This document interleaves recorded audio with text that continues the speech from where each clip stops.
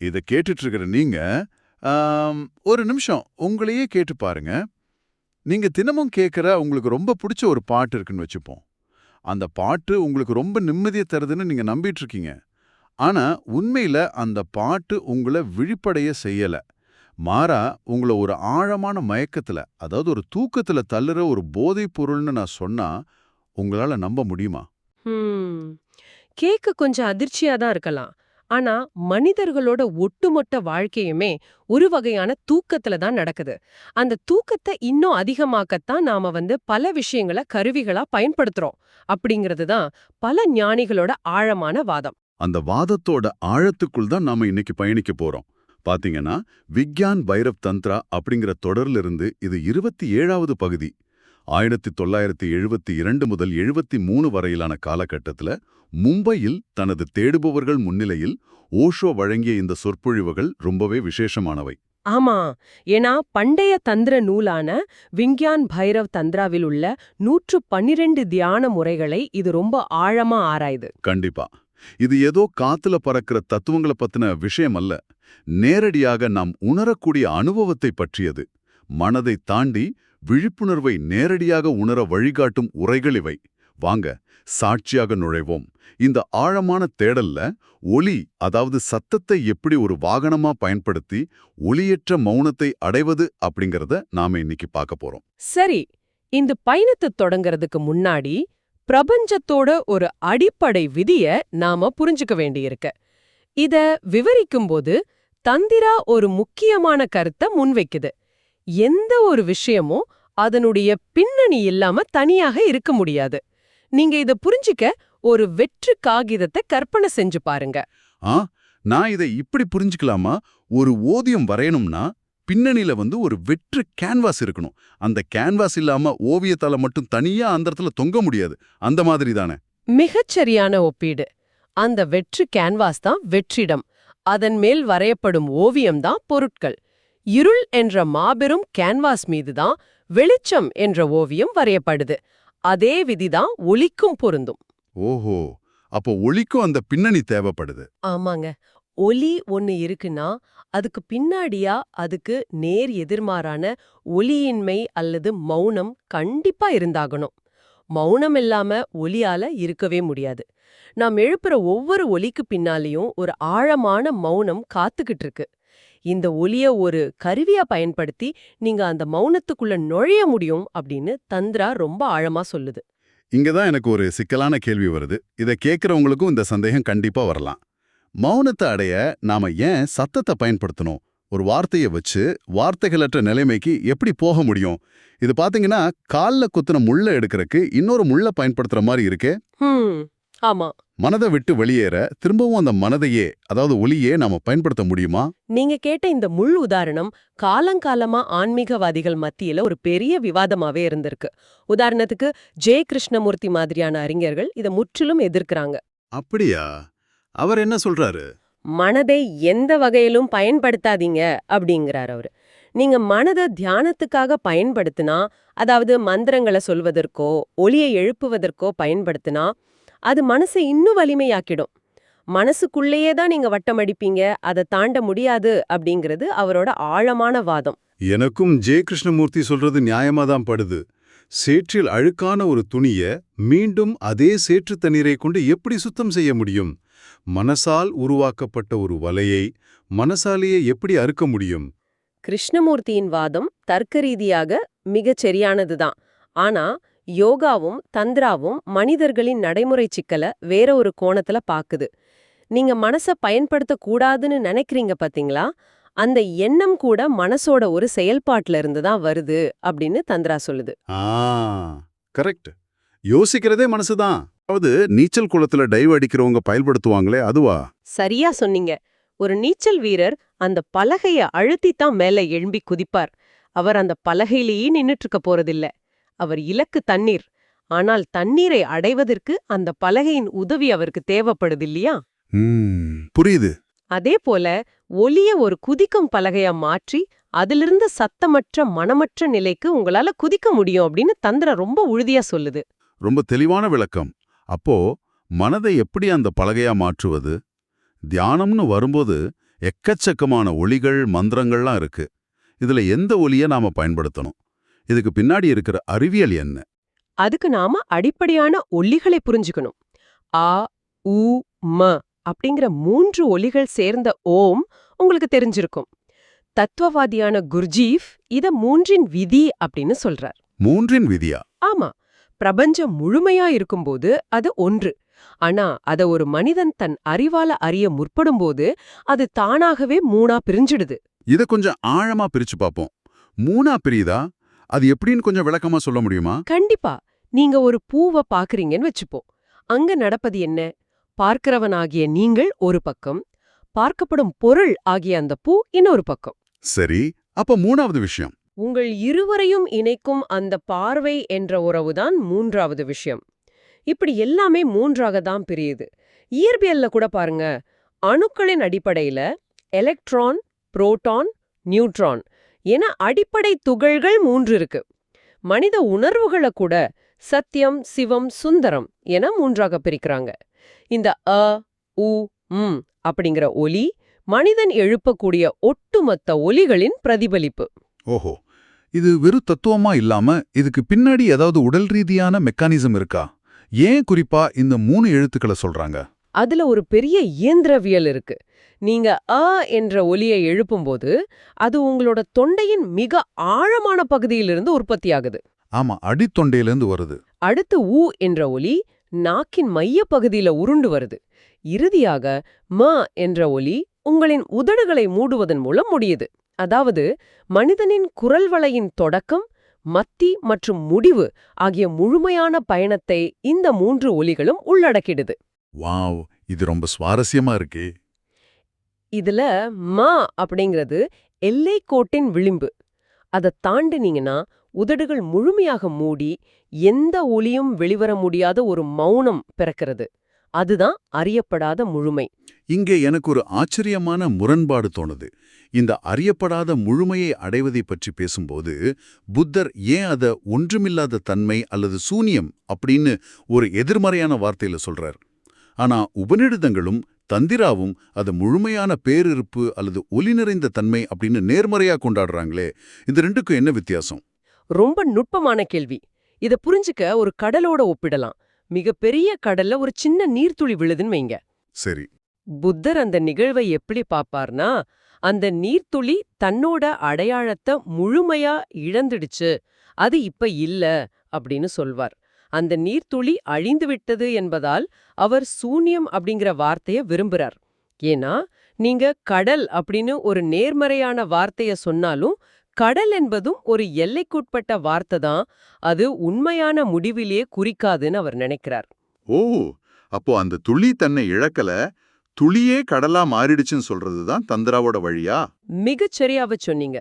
உபநிடதங்களும் தந்திராவும் என்ன சொல்லுதுன்னா, அந்த நீர்த்துளி அழியவில்லை, அதுவே இப்போது மாபெரும் கடலாக விரிவடைந்து விட்டது என்று சொல்லுது. தந்திரா பாத்தீங்கன்னா எப்பவுமே வாழ்க்கைக்கு எல்லாவற்றிலும் ஆம் அப்படின்னு சொல்லக்கூடிய ஒரு தத்துவம், அது எல்லாவற்றையும் நேர்மறையாக ஏத்துக்குது. அப்போ ரெண்டும் ஒண்ணுதானா? ஆமா, உண்மையில புத்தர் சொல்றதும் தந்திரா சொல்றதும் ஒரே விஷயத்தை தான். ஒருவன் இருட்டில் இருக்கிறான் என்பதும் வெளிச்சம் இல்லை என்பதும் ஒன்றுதானே. அதே போலதான் இதுவும். வார்த்தைகள் தான் வேறு.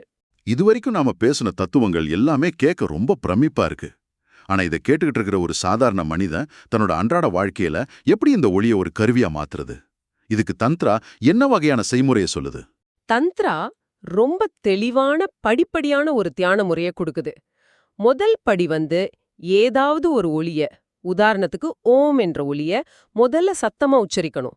உங்க குரல் வெளியில உங்க காதுகளுக்கே நல்லா கேட்கணும். தியானம்னாலே அமைதியா ஒரு இடத்துல உட்கார்ந்து பண்றது தானே. சத்தமா ஏன் உச்சரிக்கணும்? ஆரம்பத்திலே மனசுக்குள்ளேயே சொல்லக்கூடாதா? அதுல ஒரு விஷயம் இருக்கு. தொடக்கத்துல சத்தமா சொல்றதுதான் ரொம்ப அவசியம். ஏன்னா மனிதர்களாகிய நமக்கு எப்பவுமே மத்தவங்க கிட்ட பேசி பேசி வெளியில வர சத்தத்தை கேட்டுதான் பழக்கம். அந்த சத்தம் உங்க உடம்பு முழுசும் அதிர்வதை நீங்க உணரலாம். உங்கள் உடலின் அணுக்கள் அனைத்தும் அந்த ஒலியோடு ஒத்திசைவதை கவனிக்க வேண்டும். அதனாலதான் சத்தம் ஆரம்பிக்கிறோம். ஆமா. அதுக்கப்புறம் மெதுவா உதடுகளை மூடி அந்த ஒலிய மனசுக்குள்ளேயே உச்சரிக்க ஆரம்பிக்கணும். ஆனா உள்ளேயும் முதல்ல சத்தமா தான் உச்சரிக்கணும். வெளியிலிருந்து உள்ளே பயணிக்கிறோம். சரி, உள்ள போன பிறகு அந்த ஒளி என்ன செய்யணும்? ஹோமியோபதி மருத்துவத்துல ஒரு ஆழமான அறிவியல் இருக்கு. அந்த மருந்தோட அளவு எவ்வளவு நுட்பமாகுதோ, அதாவது மென்மையாகுதோ, அவ்வளவு ஆழமா அது உடம்புக்குள்ள வேலை செய்யும். ஓ, குறைவா கொடுத்தா அதிக பலன். அதே மாதிரி தான் ஒலியும். மனசுக்குள்ள நீங்க உச்சரிக்கிற அந்த ஒலிய நீங்க மெதுவா ரொம்ப ரொம்ப நுட்பமா மாத்திக்கிட்டே வரணும். கடினமான சத்தமான ஒலிகள் உங்க செவிப்பறைய வேணா அதிரச் செய்யலாம், ஆனா இதயத்துக்குள்ள நுழையாது. உங்கள் மையத்தை நோக்கிய இதயத்தோட பாதை ரொம்ப குறுகலானது. மிக நுட்பமான மெல்லிய ஒலி மட்டும்தான் உங்க இதயத்துக்குள் நுழைய முடியும். ஆனா இங்க எனக்கு ஒரு நடைமுறை சிக்கல் தோணுது. இத கேக்குறவங்களுக்கும் இந்த அனுபவம் கண்டிப்பா இருக்கும். ஒரு வார்த்தையை திரும்ப திரும்ப சொல்லிக்கிட்டே இருந்தா ஒரு கட்டத்துல மூளைக்கு ரொம்ப சலிப்பு தட்டி தூக்கம் வந்துராதா? நிறைய பேருக்கு அப்படி நடக்கும். நிறைய பேரு நான் தியானம் பண்றேன்னு கண்ணை மூடி உட்கார்ந்துட்டு கொரட்டை விடுறத நான் பார்த்திருக்கேன். நீங்க ரொம்ப முக்கியமான ஒரு இடத்தை தொட்டுட்டீங்க. இந்த தியான முறையில இருக்கிற மிகப்பெரிய ஆபத்தே அந்த தூக்கம்தான். எந்த ஒரு ஒலியையும் நீங்க ஏந்திரத்தனமா, எந்தவித விழிப்புணர்வும் இல்லாம திரும்ப திரும்ப சொல்லிக்கிட்டே இருந்தீங்கன்னா அது நிச்சயமா மூளைக்கு சலிப்பை ஏற்படுத்தும். சலிப்பு ஏற்பட்டா மூளை என்ன பண்ணும்? மூளைக்கு ஒரு விஷயம் சலித்து விட்டா அது தன்னைத்தானே அணைத்துக் கொண்டு தூக்கத்துக்கு தயாராகிவிடும். மேலை நாடுகளில் பிரபலமான சில மந்திர தியான முறைகளை கூட நிறைய பேர் ஒரு நல்ல தூக்க மாத்திரை மாதிரி தான் பயன்படுத்துறாங்க. தூக்க மாத்திரையாவா? தியானத்தை ஒரு மருத்துவ சிகிச்சை மாதிரி தூக்கத்துக்காக யூஸ் பண்றாங்களா? ஆமாம், தூக்கமின்மை வியாதி இருக்கிறவங்களுக்கு அது ரொம்ப சிறந்த ஒரு சிகிச்சை முறைதான். ஆனா அது ஆன்மீக விழிப்புணர்வு கிடையாது. நீங்க மந்திரத்தை சொல்லிக்கிட்டே தூங்குனா அது சாதாரண தூக்கமும் இல்ல. அதுக்கு பேர் மனவசியம் அல்லது யோக நித்ரை. நான் இதை இன்னும் கொஞ்சம் தெளிவா புரிஞ்சுக்க விரும்புறேன். ஒரு சாதாரண தூக்கத்துக்கும் இந்த மனவசியம் அல்லது மயக்க நிலைக்கும் என்ன பெரிய வித்தியாசம் வந்துட போகுது? ரெண்டுமே தூக்கம்தானே? ரெண்டுக்கும் மலைக்கும் மடுவுக்கும் உள்ள வித்தியாசம் இருக்கு. சாதாரண தூக்கத்துல உங்களோட பகுத்தறிவு ஓரளவுக்கு விழிப்போடவே இருக்கும். உதாரணத்துக்கு ஒரு அம்மா ரொம்ப ஆழ்ந்த தூக்கத்துல இருந்தாலும் பக்கத்துல தூங்குற குழந்தை சின்னதா அசைஞ்சா அல்லது முணங்கினா உடனே முழிச்சுப்பாங்க. ஆனா வெளியே இடி இடிச்சா கூட அவங்க எந்திரிக்க மாட்டாங்க. ஆமா, அந்த தாயோட கவனம் எல்லாம் குழந்தை மேல இருக்கும். அந்த தாயின் பகுத்தறிவு குழந்தையை கவனித்துக் கொண்டே இருக்கு. ஆனா இந்த மன வசிய தூக்கத்துல உங்க பகுத்தறிவு முழுமையா அணைக்கப்பட்டு விடும். அந்த நிலைமையில உங்க ஆழ் மனதுல என்னென்ன காட்சிகள் வந்தாலும் அது வெறும் மாயேன்னு உங்களால பகுத்தறிய முடியாது. எல்லாமே 100% நிஜம் போலவே தோன்றும். இது ஆன்மீக பாதையில மிக மிக ஆபத்தான ஒரு வலை. அப்போ இந்த வலையிலிருந்து எப்படி தப்பிக்கிறது? தூக்கத்துல விழாம அந்த நுட்பமான ஒலிக்குள்ள எப்படி பயணிக்கிறது? அதுக்கு நீங்க ஒரே நேரத்துல 2 செயல்களை செய்யணும். ஒலியின் அளவை மனதுக்குள் மெதுவா குறைச்சிக்கிட்டே வர்ற அதே நேரத்துல உங்களுடைய கூர்மையான விழிப்புணர்வை உச்சத்துக்கு கொண்டு போகணும். அதாவது சத்தம் குறைய குறைய நம்ம கவனம் அதிகமாகணும். கரெக்ட். ஒலி எவ்வளோ மென்மையாகிறதோ நீங்கள் அவ்வளவு கூர்மையாக அதை கவனிக்க வேண்டும். ஒரு கட்டத்தில் ஒலி முழுமையாக மறைந்து வெறுமனே மௌனம் மட்டுமே எஞ்சி நிற்கும். அந்த வினாடியில் உங்களின் விழிப்புணர்வு எவரெஸ்ட் உச்சியை தொட்டிருக்க வேண்டும். அப்போதுதான் உங்களால் அந்த எல்லையற்ற முழுமைக்குள் நுழைய முடியும். இது கேட்கும்போதே இது எவ்வளோ பெரிய சவால்னு புரியுது. ஏன்னா நான் கூட யோசிச்சு பார்க்குறேன். தினமும் அலுவலகம் போகும்போது பல சாலை சந்திப்புகளை தாண்டி வண்டியை ஓட்டுறேன். ஆனா அலுவலகம் போன பிறகு எப்படி அந்த வழியை கடந்தேன், வழியில என்னென்ன பார்த்தேன்னு எனக்கே பல சமயம் ஞாபகம் இருக்காது. நாம முழிச்சிட்டு இருக்கும்போதே பாதி தூக்கத்துல தான் இருக்கும்னு தோணுது. உங்களோட இந்த சொந்த அனுபவம் தான் குர்ஜிஃப் போன்ற ஞானிகள் சொல்லும் மிகப்பெரிய உண்மை. நாம் எல்லாரும் கண்களை திறந்து கொண்டே தூக்கத்தில் நடப்பவர்கள் அப்படின்னு அவர் சொல்றார். கண்களை திறந்து கொண்டே தூங்குகிறோமா? நம்ம விழிப்போட எல்லாத்தையும் உணர்ந்து தானே செஞ்சுட்டு இருக்கோம்னு நம்பிட்டு இருக்கோம். அதுதான் நம்முடைய மிகப்பெரிய மாயை. எதையும் நாம முழுமையான விழிப்புணர்வோடு செய்வதில்லை. ஒரு ரோபோ மாதிரி எந்திரத்தனமாக தான் எல்லாமே நடக்குது. ஒரு கணவன் தன் மனைவிய பார்த்து நான் உன்னை நேசிக்கிறேன்னு சொல்லும்போது கூட அதுல எந்த உணர்வும் இருக்காதா? ஆமா, அந்த வார்த்தையில எந்த ஆழமான உணர்வும் இல்லாம ஒரு பழக்க தோஷத்துல தூக்கத்துல பிதற்றுவது போலத்தான் சொல்றான். குர்ஜீஃப் ரொம்பவும் அதிர்ச்சியான ஒரு உண்மையை சொல்றாரு. இந்த உலகத்துல நடக்கிற போர்கள், கொலைகள், வன்முறைகள் எல்லாமே மனிதர்கள் இப்படி விழிப்புணர்வு இல்லாம ஒரு கூட்டு தூக்கத்துல இருக்கிறதுனால தான் நடக்குது அப்படின்னு. வன்முறைக்கும் மனிதர்களோட தூக்கத்துக்கும் தொடர்பு இருக்குன்னு சொல்றது உண்மையிலே ரொம்ப பெரிய விஷயம். ஒரு சமூகம் முழுக்க தூக்கத்துல இருந்தா என்ன நடக்குமோ அதுதான் உலகத்துல நடந்துட்டு இருக்கு. சரி, அப்போ இந்த இயந்திரத்தனமான தூக்கத்திலேருந்து எப்படி நம்ம முழிச்சுக்கிறது? இத உடைக்க ஜென் குருமார்கள் ஒரு விசித்திரமான முறைய கையாளுவாங்க. சீடர்கள் அமைதியாக தியானம் செய்து கொண்டிருக்கும் போதோ அல்லது வேறேதோ சிந்தனையில இருக்கும்போதோ எதிர்பாராத நேரத்துல அவங்கள பிரம்பால் அடிப்பாங்க அல்லது பயங்கரமா கத்துவாங்க. திடீர்னு பிரம்பால் அடிப்பாங்களா? அது எதுக்கு? ஏன்னா ஒரு திடீர் அதிர்ச்சி உங்கள அந்த இயந்திரத்தனமான தூக்கத்திலிருந்து பழைய சிந்தனைகளிலிருந்து சட்டென்று நிகழ்காலத்துக்கு இழுத்துட்டு வரும். ஆனா இத எல்லாரும் அன்றாட வாழ்க்கையில செய்ய முடியாது இல்லையா? அதனால தந்த்ரா இதுக்கு வேற சில மென்மையான வழிகளை காட்டுது. அது என்ன வழி?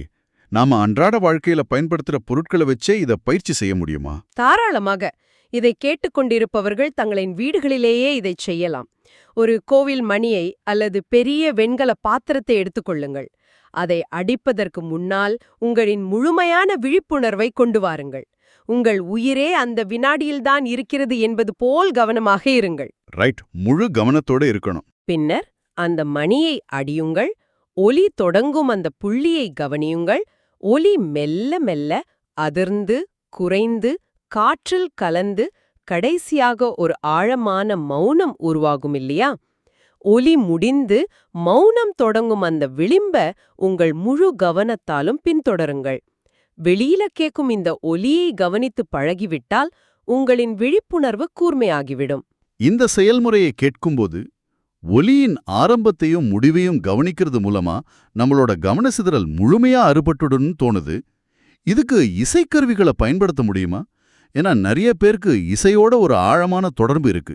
கண்டிப்பா முடியும். அதுதான் தந்த்ரா காட்டும் 3வது தியானம் முறை.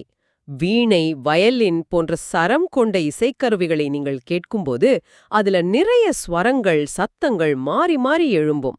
ஆனால் அந்த அத்தனை சத்தங்களுக்கும் நடுவில் ஒரு மைய ஓசை ஓடிக்கொண்டே இருக்கும். அதுதான் அந்த இசையோட முதுகுத்தண்டு.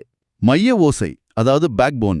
ஆமா, நீங்கள் மேலோட்டமாக எழும்பும் பலவிதமாக சத்தங்களில் கவனம் செலுத்தாமல் மாறாமல் ஓடும் அந்த மைய ஒலிய மட்டும் விழிப்புணர்வோடு கவனிக்க வேண்டும். இது நீங்க சொல்லும்போதுதான் எனக்கு ஒரு விஷயம் உரைக்குது. நான் முன்னாடியே கேட்ட மாதிரி இப்போ நாம இசைய ஒரு கலையாவோ அல்லது தியானமாவோ பார்க்கல. நம்மளோட கவலைகள், வலிகள், அன்றாட வாழ்க்கையோட அழுத்தங்கள் இதையெல்லாம் மறக்கடிக்கிற ஒரு போதைப் பொருளா தான் நம்ம இசையை பயன்படுத்துறோம். ஒரு எஸ்கேபிசத்துக்காக, அதாவது தப்பிக்கிறதுக்காக தானே நம்ம பாட்டு கேட்கிறோம். நீங்கள் சொல்வது 100% உண்மை. நாம இசையை ஒரு மயக்க மருந்தாகத்தான் பயன்படுத்துகிறோம். ஆனால் பண்டைய இந்திய இசையும் நடனமும் வெறும் கேளிக்கைக்காகவோ நேரத்தை போக்குவதற்காகவோ உருவாக்கப்படவில்லை. அவை தியானத்தின் ஆழமான வெளிப்பாடுகள். ஓ, இசையே ஒரு தியானம்தான். ஆமா, ஒரு உண்மையான இசைக்கலைஞன் வெளியில இசைய மீட்டும் போதே உள்ளுக்குள் தன்னோட விழிப்புணர்வையும் மீட்டுகிறான். பலவிதமான சத்தங்களுக்கு மத்தியில் ஓடும் அந்த மைய ஓசையை நீங்கள் கவனித்து விழிப்படையும் போது உங்களுக்குள் இருக்கும் அந்த நான் என்ற அகந்தை சுக்குநூறாக உடைந்துவிடும். நீங்கள் குறிப்பிட்ட ஒரு உடல் என்ற எல்லையை தாண்டி எங்கும் நிறைந்தவராக விரிவடைந்து விடுவீர்கள். இன்னைக்கு நம்ம விவாதித்த விஷயங்கள் எல்லாமே ரொம்ப ரொம்ப ஆழமானவை. ஒரு வெற்று கேன்வாஸுக்கும் ஓவியத்துக்கும் உள்ள தொடர்புல ஆரம்பிச்சு மௌனத்துக்கும் ஒலிக்கும் உள்ள உறவை பார்த்தோம். மனதை அழிப்பதற்கு பதிலாக மனதையே ஒரு குதிக்கும் பலகையா மாற்றுவது எப்படி என்று புரிந்து கொண்டோம். ஆமா, எல்லாவற்றுக்கும் மேலாக நம்மை அறியாமலேயே நாம எப்படி இயந்திரத்தனமா தூக்கத்துல நடந்துட்டு இருக்கோம் என்பதையும் அதை உடைக்க ஒலியை எப்படி பயன்படுத்துவது என்பதையும் ஆழமாக பார்த்திருக்கிறோம். ஆமாங்க. இந்த அறிவை வெறும் ஒரு தத்துவ விவாதமா மட்டும் சுருக்கிவிடக்கூடாது. இதை ஒரு தகவலாக மூளையில் சேமிப்பதை விட இதை கேட்கும் ஒவ்வொருவரும் தங்கள் வாழ்க்கையில் ஒரு சின்ன பயிற்சியாக வேணும் செய்து பார்க்க வேண்டும்.